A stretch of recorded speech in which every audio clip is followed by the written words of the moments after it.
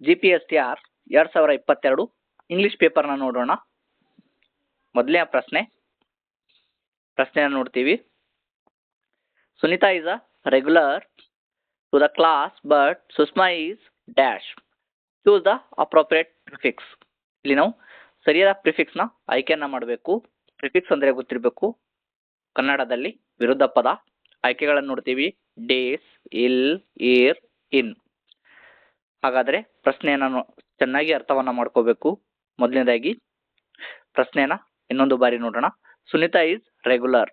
Regular ಅಂತಕ್ಕಂಥ ಪದ, ಇದರ ಒಂದು ವಿರುದ್ಧ ಪದ ಯಾವುದು ಅಂತೇಳಿ ನಾವು ಗೊತ್ತಿರಬೇಕು. ರೆಗ್ಯುಲರ್ ಮೊದಲಿಗೆ ಆರ್ನಿಂದ ಸ್ಟಾರ್ಟ್ ಆಗ್ತಾ ಇದೆ ಅಂದರೆ ಆರ್ನಿಂದ ಸ್ಟಾರ್ಟ್ ಆಗ್ತಾ ಇದೆ ಅಂದರೆ ನಾವು ಇದಕ್ಕೆ ವಿರುದ್ಧ ಪದ ಆಗ್ತಕ್ಕಂಥದ್ದು ಆರ್ ಬಳಸ್ತಕ್ಕಂಥದ್ದು ನೋಡ್ತೀವಿ. ಹಾಗಾಗಿ ಇದಕ್ಕೆ ಸರಿಯಾದ ಉತ್ತರ ಆಗ್ತಕ್ಕಂಥದ್ದು ರೆಗ್ಯುಲರ್ ಅಂದ್ರೆ ವಿರುದ್ಧ ಪದ ಇರ್ರೆಗ್ಯುಲರ್. ಇದಕ್ಕೆ ಸರಿಯಾದ ಉತ್ತರ ಆಗ್ತಕ್ಕಂಥದ್ದು ಆಪ್ಷನ್ ನಂಬರ್ 3ನೇದು ಇದಕ್ಕೆ ಸರಿಯಾದ ಉತ್ತರ. The president appointed him. The underline word is on. Underline ಮಾಡಿದ ಪದ ಯಾವ ನಾಮಪದ ಅಂತಕ್ಕಂಥದ್ದು ನಾವು ಗುರ್ತನ್ನ ಮಾಡಬೇಕು. ಆಯ್ಕೆಗಳನ್ನು ನೋಡ್ತೀವಿ. ಕಲೆಕ್ಟಿವ್ ನೌನ್, ಸಮೂಹ ನಾಮಪದ, ಕಾಮನ್ ನೌನ್, ಸಾಮಾನ್ಯ ನಾಮಪದ, ಪ್ರಾಪರ್ ನೌನ್, ವಿಶೇಷ ನಾಮಪದ, ಅಬ್ಸ್ಟ್ರಾಕ್ಟ್ ನೌನ್, ಭಾವನಾಮಪದ. ಇಲ್ಲಿ ಪ್ರೆಸಿಡೆಂಟ್ ಅಂತ ಹೇಳಿ ನೋಡ್ತೀವಿ. ಇದು ಒಂದು ನಿರ್ದಿಷ್ಟ ಹುದ್ದೆಯನ್ನ ಸೂಚಿಸ್ತಕ್ಕಂತಹ ಪದ. ಹಾಗಾಗಿ ಇದಕ್ಕೆ ಸರಿಯಾದ ಉತ್ತರ ಆಗ್ತಕ್ಕಂಥದ್ದು ಯಾವುದು ಅಂದ್ರೆ ಪ್ರಾಪರ್ ನೌನ್. ಹಾಗಾದ್ರೆ ಪ್ರಾಪರ್ ನೌನ್ ಎಂದರೆ ಏನು ಅಂತ ಹೇಳಿ ನೋಡೋಣ. ಪ್ರಾಪರ್ ನೌನ್ ಅಂದ್ರೆ a proper noun is a name of a particular person, place or things ಅಂತ ಹೇಳಿ ನೋಡ್ತೀವಿ. ಪ್ರಾಪರ್ ನೌನ್ ಅಂತಕ್ಕಂಥದ್ದು ಒಂದು ನಿರ್ದಿಷ್ಟ ವ್ಯಕ್ತಿ, ಸ್ಥಳ, ವಸ್ತು, ದಿನ, ಹಬ್ಬದ ಹೆಸರುಗಳನ್ನ ಸೂಚಿಸ್ತಕ್ಕಂಥ ನಾಮಪದಕ್ಕೆ ಏನಂತೇಳಿ ಕರೀತಾರೆ ಅಂದ್ರೆ ಪ್ರಾಪರ್ ನೌನ್ ಅಂತೇಳಿ ಕರೀತಕ್ಕಂಥದ್ದು. ಹಾಗಾದ್ರೆ ಪ್ರಶ್ನೆಯಲ್ಲಿ ಪ್ರೆಸಿಡೆಂಟ್ ಅಂತೇಳಿ ಕರೀತಕ್ಕಂಥದ್ದು ನೋಡ್ತೀವಿ. ಇದೊಂದು ನಿರ್ದಿಷ್ಟ ಹುದ್ದೆಯನ್ನ ಸೂಚಿಸ್ತಕ್ಕಂಥದ್ದು. ಹಾಗಾಗಿ ಇದು ಏನಾಗ್ತದೆ ಅಂದ್ರೆ ಪ್ರಾಪರ್ ನೌನ್ ಆಗ್ತಕ್ಕಂಥದ್ದು. ಇದಕ್ಕೆ ಸರಿಯಾದ ಉತ್ತರ ಆಗ್ತಕ್ಕಂಥದ್ದು ಆಪ್ಷನ್ ನಂಬರ್ 3ನೇದು ವಿಶೇಷ ನಾಮಪದ. Hamlet is a dash greatest play of Shakespeare. Choose a correct article ಅಂತಕ್ಕಂಥದ್ದು. ಇಲ್ಲಿ ಸರಿಯಾದ ಆರ್ಟಿಕಲ್ನ ಆಯ್ಕೆಯನ್ನ ಮಾಡಬೇಕು. ಆರ್ಟಿಕಲ್ ಅಂತ ಬಂದಾಗ ಎ, ಆನ್, ದ ಇವು ಮೂರುಗಳೇನದಂದ್ರೆ ಆರ್ಟಿಕಲ್ ನಲ್ಲಿ ಬರ್ತಕ್ಕಂಥದ್ದು ನೋಡ್ತೀವಿ. ಆಯ್ಕೆಗಳನ್ನು ನೋಡ್ತೀವಿ.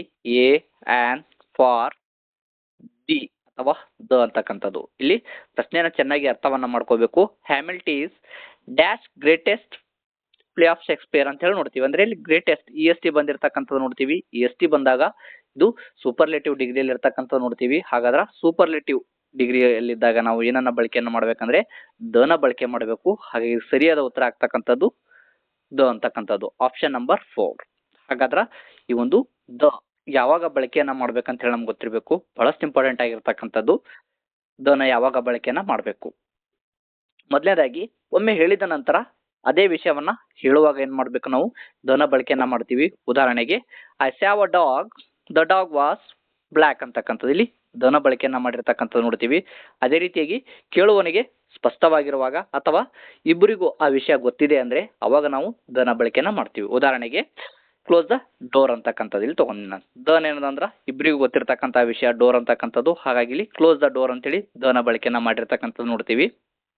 ಅದೇ ರೀತಿಯಾಗಿ ಏಕೈಕ ವಸ್ತುಗಳಿಗೆ ಅಂದ್ರೆ ಒನ್ ಆ್ಯಂಡ್ ಓನ್ಲಿ ಇರ್ತಕ್ಕಂಥ ವಸ್ತುಗಳು ಅಥವಾ ಯೂನಿಕ್ ಆಗಿರ್ತಕ್ಕಂಥ ವಸ್ತುಗಳಿಗೆ ನಾವು ಏನನ್ನ ಬಳಕೆ ಮಾಡ್ತೀವಿ ಅಂದ್ರೆ ದನ ಬಳಕೆ ಮಾಡ್ತೀವಿ. ಉದಾಹರಣೆಗೆ ಸೂರ್ಯ ಇದೊಂದು ಯೂನಿಕ್ ಆಗಿರ್ತಕ್ಕಂಥದ್ದು. ಇಲ್ಲಿ ಕೂಡ ಏನದ ನಾವು ದನ ಬಳಕೆಯನ್ನ ಮಾಡಬೇಕು. ಅದೇ ರೀತಿಯಾಗಿ ಸೂಪರ್ಲೇಟಿವ್ ಡಿಗ್ರಿಯಲ್ಲಿದ್ದಾಗ ಸೂಪರ್ಲೇಟಿವ್ ಜೊತೆ ಕೂಡ ನಾವು ಏನ ಬಳಕೆಯನ್ನ ಮಾಡಬೇಕು, ದನ ಬಳಕೆಯನ್ನ ಮಾಡಬೇಕು. ಈಸ್ ದ ಬೆಸ್ಟ್ ಸ್ಟೂಡೆಂಟ್ ಅಂತ ಹೇಳಿ ನೋಡ್ತೀವಿ. ದ ಅಂತಕ್ಕಂಥದ್ದು ಇಲ್ಲಿ ಬಳಕೆಯನ್ನ ಮಾಡಿರ್ತಕ್ಕಂಥದ್ದು. ಪ್ರಶ್ನೆಯಲ್ಲಿ ಕೂಡ ಸೂಪರ್ಲೇಟಿವ್ ಇರ್ತಕ್ಕಂಥದ್ದು ನೋಡ್ತೀವಿ. ಹಾಗಾಗಿ ನಾವು ದನ ಬಳಕೆಯನ್ನು ಮಾಡಬೇಕು. ಅದೇ ರೀತಿಯಾಗಿ ಮ್ಯೂಸಿಕಲ್ ಇನ್ಸ್ಟ್ರೂಮೆಂಟ್ ಜೊತೆಗೆ ಅಂದ್ರೆ ವಾದ್ಯಗಳ ಜೊತೆಗೂ ಕೂಡ ನಾವು ಏನನ್ನ ಬಳಕೆಯನ್ನ ಮಾಡಬೇಕು, ದನ ಬಳಕೆಯನ್ನ ಮಾಡಬೇಕು. ಸಿಪ್ಲೇಸ್ ದ ಪಿಯಾನೋಸ್ ಅಂತ ಹೇಳಿ ನೋಡ್ತೀವಿ. ಹಾಗಾಗಿ ಇಲ್ಲಿ ಸೂಪರ್ಲೇಟಿವ್ ಡಿಗ್ರಿ ಜೊತೆಗೆ ಏನನ್ನ ಬಳಕೆಯನ್ನ ಮಾಡ್ಬೇಕಂದ್ರೆ ದನ ಬಳಕೆ ಮಾಡಬೇಕು. ಸೊ ಹಾಗಾಗಿ ಆಯ್ಕೆ 4 ಇದಕ್ಕ ಸರಿಯಾದ ಉತ್ತರ. ಇಲ್ಲಿ ಸೂಪರ್ಲೇಟಿವ್ ಇರ್ತಕ್ಕಂಥದ್ದು ನೋಡ್ತೀವಿ EST. ಹಾಗಾಗಿ ಇದಕ್ಕೆ ಸರಿಯಾದ ಉತ್ತರ ಆಗ್ತಕ್ಕಂಥದ್ದು ಆಪ್ಷನ್ ನಂಬರ್ 4. ರೀತಿಯಾಗಿ ಪ್ರಶ್ನೆ when was RK Laxman born ಅಂತಕ್ಕಂಥದ್ದು. RK ಲಕ್ಷ್ಮಣ್ ಯಾವಾಗ ಜನಿಸಿದರು ಅಂತಕ್ಕಂಥದ್ದು ಇಲ್ಲಿ ನೋಡ್ತೀವಿ. ಹಾಗಾದ್ರ identify the types of sentence. ಇದು ವಾಕ್ಯದ ಪ್ರಕಾರ ಯಾವ ರೀತಿಯಲ್ಲಿ ಇದೆ ಅಂತ ಹೇಳಿ ನಾವು ನೋಡಬೇಕು. ಹಾಗಾದ್ರೆ ಆಯ್ಕೆಗಳನ್ನು ನೋಡ್ತೀವಿ. ಅಸರ್ಟಿವ್ ಸೆಂಟೆನ್ಸ್ ಹೇಳಿಕೆ ವಾಕ್ಯ, ಅದೇ ರೀತಿಯಾಗಿ ಇಂಟ್ರಾಗೇಟಿವ್ ಸೆಂಟೆನ್ಸ್ ಪ್ರಶ್ನಾರ್ಥಕ ವಾಕ್ಯ, ಎಕ್ಸ್ಕ್ಲಾಮೇಟರಿ ಸೆಂಟೆನ್ಸ್ ವಾಕ್ಯ, ಇಂಪರೇಟಿವ್ ಸೆಂಟೆನ್ಸ್. ಹಾಗಾದ್ರೆ ಇದಕ್ಕೆ ಸರಿಯಾದ ಉತ್ತರ ಆಗ್ತಕ್ಕಂಥದ್ದು when was R K Laxman born ಅಂತಕ್ಕಂಥದ್ದು ನೋಡ್ತೀವಿ. ವೆನ್ WHO ಬಂದಾಗ ಏನದಂದ್ರೆ ಇವುಗಳು ಏನಾಗಿರ್ತಾವ ಅಂದ್ರೆ ಇವುಗಳು ಇಂಟ್ರಾಗೇಟಿವ್ ಸೆಂಟೆನ್ಸ್ ಆಗಿರ್ತಕ್ಕಂಥದ್ದು ಅಂದ್ರೆ ಪ್ರಶ್ನಾರ್ಥಕ ವಾಕ್ಯಗಳು ಆಗಿರ್ತಕ್ಕಂಥದ್ದು ನೋಡ್ತೀವಿ. ಹಾಗಾಗಿ ಇದಕ್ಕೆ ಸರಿಯಾದ ಉತ್ತರ ಆಗ್ತಕ್ಕಂಥದ್ದು ಆಪ್ಷನ್ ನಂಬರ್ 2ನೇದು. The Indian ambassador visited to the western countries. ಇಲ್ಲಿ ಇಂಡಿಯನ್ ಅಂಬಾಸಿಡರ್ ಅಂತಕ್ಕಂಥದ್ದು ಅಂಡರ್ಲೈನ್ ಮಾಡಿದ ಪದ. ಭಾರತದ ರಾಯಭಾರಿ ಪಾಶ್ಚಾತ್ಯ ದೇಶಗಳನ್ನ ಭೇಟಿಯಾದರು ಅಂತಕ್ಕಂಥದ್ದು. ಇಲ್ಲಿ ಚೂಸ್ ದ ಕರೆಕ್ಟ್ ಕ್ವಶನ್ ಅಂತಕ್ಕಂಥದ್ದು ಇಲ್ಲಿ ಬಹಳಷ್ಟು ಇಂಪಾರ್ಟೆಂಟ್ ಆಗಿರ್ತಕ್ಕಂಥದ್ದು. ಸರಿಯಾದ ಪ್ರಶ್ನೆ ಆಯ್ಕೆ ಮಾಡಿ ಅಂತಕ್ಕಂಥದ್ದು. When did the Indian ambassador visit to the western country. ಇಲ್ಲಿ ಇಂಡಿಯನ್ ಅಂಬಾಸಿಡರ್ ಅಂತಕ್ಕಂಥ ಅಂಡರ್ಲೈನ್ ಮಾಡಿದ ಪದ. ಇಲ್ಲಿ ಯಾವಾಗ ಅಂತ ಹೇಳಿ ನೋಡ್ತೀವಿ. ವೆನ್ ಬಂದಾಗ ಇದು ವೆನ್ ಅಂದ್ರೆ ಇಲ್ಲಿ ಸಮಯವನ್ನು ಕೊಟ್ಟಿದ್ದಾರೆ ನಾವು. ಇದಕ್ಕೆ ಸರಿಯಾದ ಉತ್ತರ ಆಗ್ತಕ್ಕಂಥದ್ದು ಯಾವುದು ಅಂದ್ರೆ ವೆನ್ ಆಗ್ತಿತ್ತು. ಆದರೆ ಇಲ್ಲಿ ಇಂಡಿಯನ್ ಅಂಬಾಸಿಡರ್ ಅಂತ ಹೇಳಿ ನೋಡ್ತೀವಿ. ಅದೇ ರೀತಿಯಾಗಿ who visited to the western country ಅಂತಕ್ಕಂಥದ್ದು ನೋಡ್ತೀವಿ. ಆಯ್ಕೆ ಯಾರು ಅಂತಕ್ಕಂಥದ್ದು. Why did Indian ambassador visit to the western country ಅಂತಕ್ಕಂಥದ್ದು ನೋಡ್ತೀವಿ. ಏಕೆ ಅಂತಕ್ಕಂಥದ್ದು. How did the Indian ambassador visit to the western country ಅಂತಕ್ಕಂಥದ್ದು ಹೇಗೆ. ಹಾಗಾದ್ರೆ ಸರಿಯಾದ ಉತ್ತರ ಆಗ್ತಕ್ಕಂಥದ್ದು ಯಾವುದು ಅಂದ್ರೆ ಆಪ್ಷನ್ ನಂಬರ್ 2ನೇದು. Who visited to the western country ಅಂತಕ್ಕಂಥದ್ದು. ಇಲ್ಲಿ ಇಂಡಿಯನ್ ಅಂಬಾಸಿಡರ್ ಅಂತ ಹೇಳಿ ನೋಡ್ತೀವಿ. ಇದೊಂದು ಪರ್ಸನ್ಗೆ ಸಂಬಂಧಿಸಿದ ವಿಷಯವಾಗಿರ್ತಕ್ಕಂಥದ್ದು ನೋಡ್ತೀವಿ. ಹಾಗಾಗಿ ಇಲ್ಲಿ ನಾವು ಏನನ್ನ ಬಳಕೆಯನ್ನ ಮಾಡಬೇಕಾದ್ರೆ WHO ನ ಬಳಕೆಯನ್ನ ಮಾಡಬೇಕು. Who visited to the western country ಅಂತಕ್ಕಂಥದ್ದು.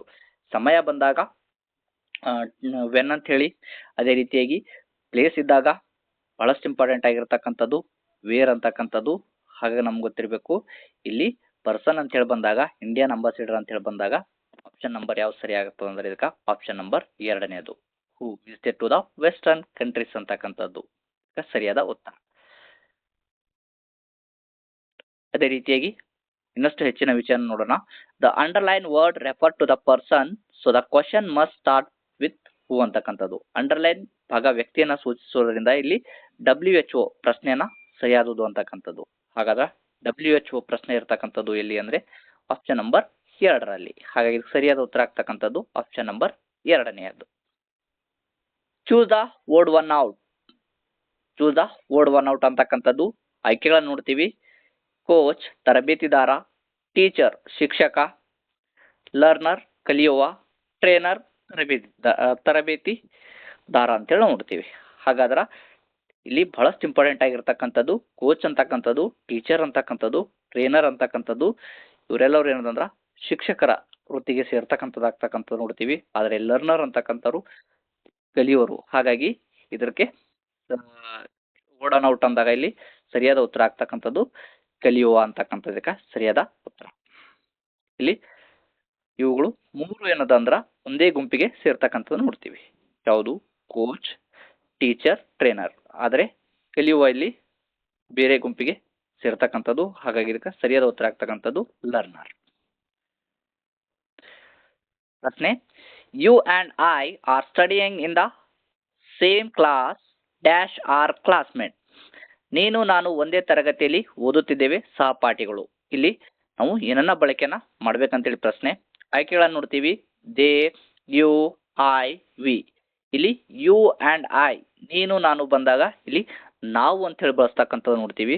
ಇವು ಸಿಂಗುಲರ್ ಇರತಕ್ಕಂಥದ್ದು. ಇಲ್ಲಿ ಬಹುವಚನ ಬಳಕೆಯನ್ನ ಮಾಡ್ತಕ್ಕಂಥದ್ದು. ಹಾಗಾಗಿ ಇಬ್ಬರಿದ್ದಾಗ ಏನ್ ಮಾಡ್ಬೇಕು ನಾವು ಬಹುವಚನ ಬಳಕೆಯನ್ನ ಮಾಡಬೇಕು. ಹಾಗಾದ್ರಲ್ಲಿ ಸರಿಯಾದ ಉತ್ತರ ಆಗ್ತಕ್ಕಂಥದ್ದು ಯಾವುದು ಅಂದ್ರ ವಿ.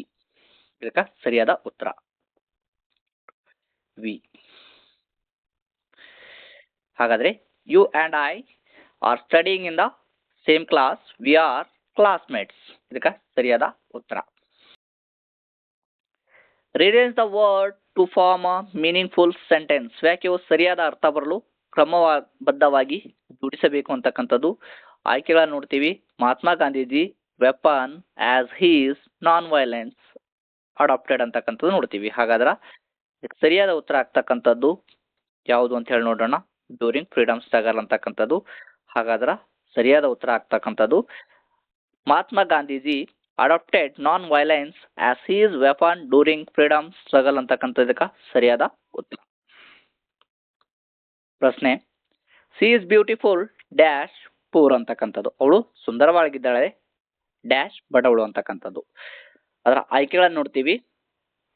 ಬಟ್ ಆದರೆ, ಆಸ್ ಹಾಗೆಯೇ, ಆರ್ ಅಂದ್ರೆ ಅಥವಾ, ಸೋ ಅಂದ್ರೆ ಆದ್ದರಿಂದ.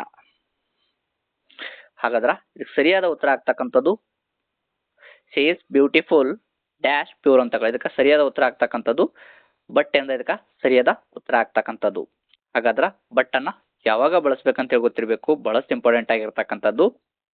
ಈ ಒಂದು ವಿಷಯ ಗೊತ್ತಿದ್ರೆ ನಾವು ಪ್ರಶ್ನೆನ ಈಸಿಯಾಗಿ ನಾವು ಉತ್ತರವನ್ನ ಹಾಕಬಹುದು.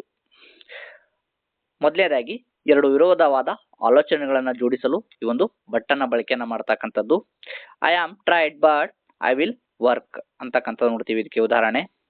ಅದೇ ರೀತಿಯಾಗಿ ನಾನು ಏನೇ ನಿರೀಕ್ಷಿಸ್ತೇವೋ ಅದರ ಫಲಿತಾಂಶ ಏನಂದ್ರ ಬೇರೆ ಬಂದಾಗ ಕೂಡ ಏನದ ಬಟ್ ಅನ್ನ ಬಳಕೆಯನ್ನ ಮಾಡ್ತಕ್ಕಂಥದ್ದು.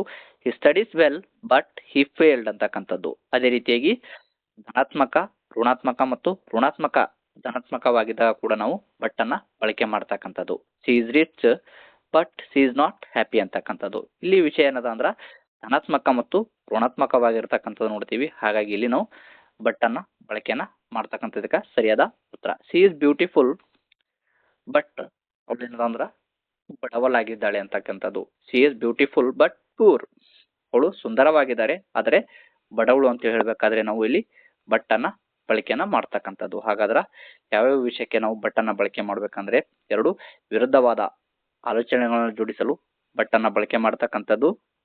ನಾವು ಏನೋ ನಿರೀಕ್ಷಿಸ್ತಾ ಇರ್ತೀವಿ ಆದ್ರೆ ಫಲಿತಾಂಶ ಬೇರೆ ಬಂದಾಗ ಬಟ್ ಅನ್ನ ಬಳಕೆ ಮಾಡ್ತಕ್ಕಂಥದ್ದು. ಧನಾತ್ಮಕ ಆಗಿರ್ಬೋದು ವಿಷಯ, ಋಣಾತ್ಮಕ ಆಗಿರ್ಬೋದು, ಋಣಾತ್ಮಕ ಮತ್ತು ಧನಾತ್ಮಕ ಆಗಿರ್ಬೋದು. ಆ ಒಂದು ಸಂದರ್ಭದಲ್ಲಿ ಕೂಡ ಬಟ್ ಅನ್ನ ಬಳಸ್ತಕ್ಕಂಥದ್ದು ಹೇಳುವಾಗ. ಅದೇ ರೀತಿಯಾಗಿ ನೆಕ್ಸ್ಟ್